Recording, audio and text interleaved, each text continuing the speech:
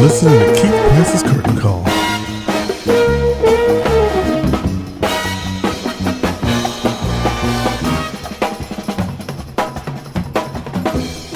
And we are back now for yet another episode of Keep Price's Curtain Call, and I'm here with my return guests because, again, Mercury retrograde is still bothering me. I had to lose the laptop, I lost the phone, I had to redo things, I had to go to Tektronic. It's a whole thing. That the interview that I did with these fabulous folks got lost in the mix. And so we are back here to talk about it because I do not want people to not make, especially if you're in the New York area, this is your opportunity to see what I just showed to them, a very cute, sweet, simple documentary about a really nice guy. And, you know, honestly, I was trying to explain to somebody the other day that we are in a situation in this world right now where there's so many horrible things happening and so many terrible things that are going on that we're forced to look at and forced to watch, that maybe perhaps sometimes we should take the opportunity to go see something that is positive, that is sweet, that is kind, that is thing. And what we have found with Iowa Vet, Dogs, Cats, Corn, and Murder. Don't you love that? And murder.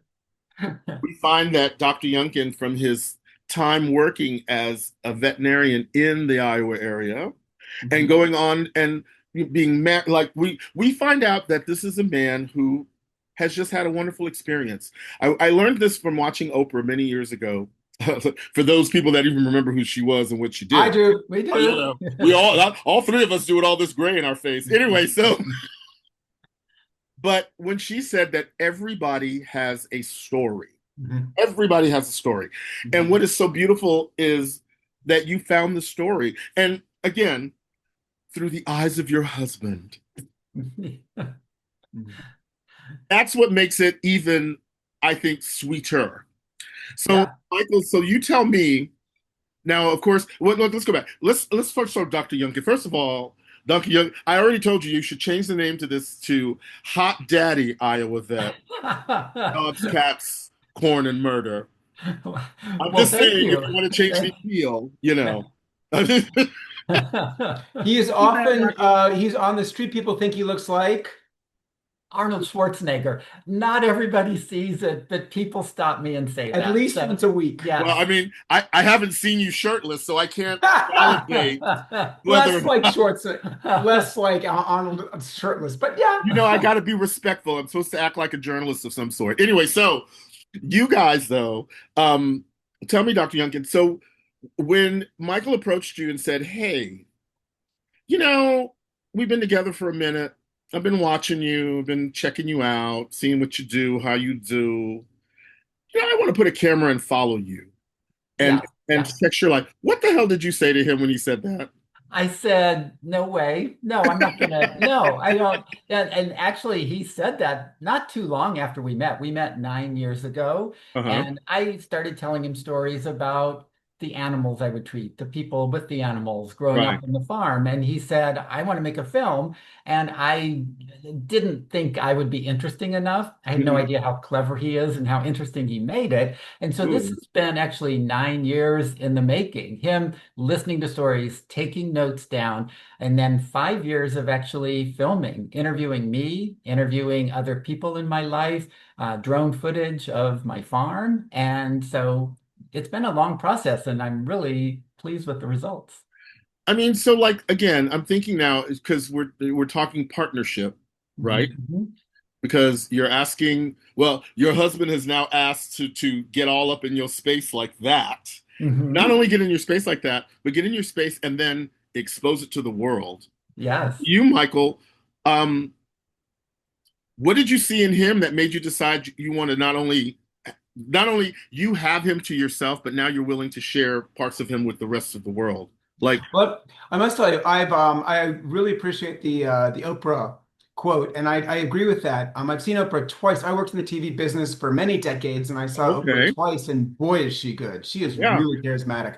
The one thing yes, I think everyone's got a story, but in the case of Alan, when you have a story and you start telling his little anecdotes, you can cut in footage of cute little dogs and cats and other animals. So when I started hearing his stories, though, A, they're really interesting because I'm not a vet, but I find animal stories interesting. Right. And B, I thought, wow, if we were to do a documentary about you, Alan, we'd have the cut-ins would be corn, soy, and cute animals, and murder, because there were a couple of murders associated with his animal hospital. And the Mormons. Don't forget And the Mormons. Yes. We cannot forget the Mormons. You cannot forget the Mormons. So But when again, what a crazy mix to put together yes. in someone's world, and then to be able to find a way to kind of find a through line. What was your through line throughout this for you, Michael, as you were putting this together? Change. The fact is, Alan, so when his family came to the from Germany to the United States in the 1700s, 90% of us worked in agriculture, of people Right. in the United States, certainly. And now it's down to 1%. And the family farm has been in his family since 1863. And he and his brothers, like his brother's a Boeing engineer, and the sister runs a medical lab. And they were all, the father and the grandfather and they were all farmers. And so Yeah. it's just remarkable how much, how quickly life is changing now. The pace of change has picked up, and Alan kind of represents that. Wow. I mean, again, because the agricultural, I guess, sensibilities that we've had in this country have certainly vanished, in so many ways, through the economics, through, the business of trade and all of this other stuff Yeah. that's gone on.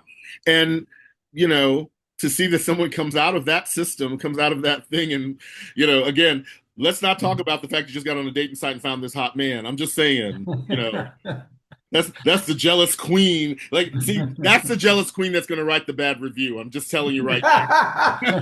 It's like, damn it, man.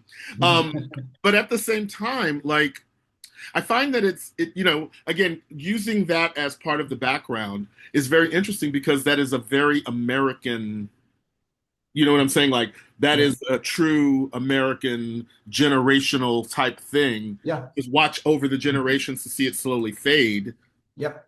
And talk about change. That must have been an interesting way to look at it. And then for you, Doc, if you don't mind me calling you Doc, Fine. Yeah. for you to, I guess your life on the farm made it easier to be accessible to animals. Therefore, becoming a veterinarian might have been a natural path for you. Yeah. But I mean, did you have any other interests beyond animals to think? I mean, Yeah, no. So I did growing up on the farm. I like to plant trees. I like to catch tadpoles. And then over time, as a hobby, I started being interested in the arts. I play the piano. I played the saxophone. I like art. And so that's part of the change over time. Once I sold my animal hospital and have retired, Michael and I are now in charge of a major art show in Allentown, Pennsylvania. We founded the Allentown Film Festival. So my retirement life now has shifted to some of the passions that I had before. My veterinary career, I loved the career. It was a good path. I would do it over again. But in retirement now, I'm just exploring different sides of me. well, I mean, that's the beautiful part of retirement, especially if Yes. if you're still vital enough. If you still have, as my minister used to say, you still got your vim and vigor. Then it's the natural thing, I guess, to do. And I mean, the beautiful part is that this particular act two of your life now it's really great that you've actually taken your act one and put it in a film, literally. Yeah. And now we're watching two. So if that's the case, Mr. Husband with the camera, are you recording anything about him now? Is he any more interesting now than he was 9 years ago? That's the question. Well, let's talk. Okay, so he really did not want to do the film at all, Right. And I said, "You're really interesting," and then we kind of backed into it, and then I started shooting him on camera, and he was not comfortable. So the one thing I will say is, I mean, like you and a lot of people, getting comfortable in front of the camera and talking about yourself in front of a camera is a skill. Hard. It's a skill, and it takes time. And it took him a little while to just get comfortable talking in front of the camera. He was much better at that. So now he's more comfortable talking to people about what he's done. And he's a little more, how do I put this? I think he's a little more proud of what he's accomplished. And I think in the past, he wasn't quite as sure that if he were to say about what he's done, people would say, wow, that's pretty cool. And I think, we do the talkbacks at the cinema at the screenings, and people are really quite positive. I think that's given him a confidence boost. Yeah, I'm getting very comfortable going on TV for interviews, doing podcasts, talking at the Q&As afterwards, and it's fun, and I feel comfortable now. Well, I was telling Brett, actually, your publicist, that I want to moderate one of your things before you go away, because I would love to see, I want to see what it's like to be, because I know what it was like sitting here at home in my room watching this and going, what is this man about? What is going on with this man? Yeah. And it would be interesting to see what other people in the audience how they would respond, just that don't know what they're walking into, just because that's always no, because that's always a surprise. Yeah. They're going to be. I would love to poll, basically poll them as they're going out. So, what did you think of the doc? I mean, he's hot, right? That part, you totally got that part. But what like I could see that happening. I would love, and again, like I said to Brett, I would love to do that with you guys before the end of the run. Again, so what are you? I mean, you're doing all of these things now with the film festival. You're kind of enjoying the art. You're really getting in touch with the part that you kind of had to I wouldn't say repress, maybe, but you had to put on hold for a very long time. So what does this part now feel like to you? Because clearly there must be a freedom that you're feeling now with all. Yeah, I mean, overall, I'm feeling it's just really fun. It's fun to show this finished product. It's fun to hear the feedback, have audience that are delighted and surprised. And we're having a lot of fun with it. Our initial run is going great. We're looking at where we're taking it from here. And so this isn't the end of it. We have a lot of plans for the future of where to take it and how to share it with people. One of my biggest concerns that we don't touch on as much in the film, because Alan was married, has 4 wonderful children. I was married, had 3 children. And so you're always surrounded by people. And I think one of the biggest challenges in modern life is that too many people aren't involved in their communities. They're kind of a little isolated. And so for us, there's this expression I was reading about mattering. Older people want to matter. They want to still participate in society. And that's what we're doing through this film and talking with people. And we're going to go to Iowa State and show the film. We'll probably show the film in other venues. But it's we're just talking to people and still being involved. And again, my parents, my mom especially, as she got older, she spent a lot of time alone. And I know a lot of people like that. And I don't necessarily want that. I think we really want to stay involved with everyone out there. Wow. You know what's so fascinating? I was just thinking. So you were talking about the fact that again, one of the things that's mentioned in the film, as you just pointed out, is that the two of you were both in the heteronormative situation. Heteronormative. And you had, you did the things you were supposed to do. You had the kids, you did you raised them right, hopefully. Oh, yeah. And later on in your own lives, you came to this realization that that's not the life you wanted to have going forward. The life that you wanted to going forward. Yes. Yeah, right. And so you decided to instantly change around and look for a different life. What was that like for the family that you kind of sort of had to, give a side turn to, at least, to be able to move somewhat forward in a different direction? I did a side turn a little bit. Alan's wife passed, and so he had to move forward. Right. I will admit to a side turn, although my ex-wife and I get along really well. She loves Alan. I mean, she can't. How's she gonna get mad? You know what I'm saying? Like, it's not like you left her and then went to some troll. You know what I mean? Like, no. So I think, but so talking about, So I love my late wife. I love my children. Michael loves his ex-wife, and so now it's a new relationship, and we don't look back like, oh, that was a mistake. Now we've truly found happiness. It's a different love at a different point in our lives. And I think, back, if you look at a lot of morality through history, it was like you'd get married at 13 and die at 20, with 5 kids. And now, I mean, we both married in our 20s, right? And then we had these wonderful relationships with our wives and children. And then it's like, well, okay, now we'll do something else. So it's not, I think life can be additive, not, Like, just a quick question. So for you, Dr. Younkin, your wife passed, but before your wife passed, were you in a state of quandary about yourself? Were you questioning things about yourself before then? at all? No, but I did know she died of cancer. Right. And so there were 6 years of treatments. And so I knew that time was coming. I Right. didn't know what I was going to do, but when that time came, I thought about things and I decided to make a fresh start. That time was coming, and the widows were circling, which is why Oh, he. I moved from St. Louis to New York City right. after that, and then Mhm. I met Michael. And 6 years then later. mm, look at it, just rubbing it in. 30 years, man. I never found a man like that, okay? Stop rubbing it in. No, but I mean, at this point, though, it's like, because again, I had a partner who was a late life realizing person. He was late in life realizing that when we met. And I got to tell you that at the time, I recognized that it was a real challenge for him because, the wife was still alive. But, Ah. it was a bigger challenge for him trying to manifest how that was going to work with family and all this other stuff.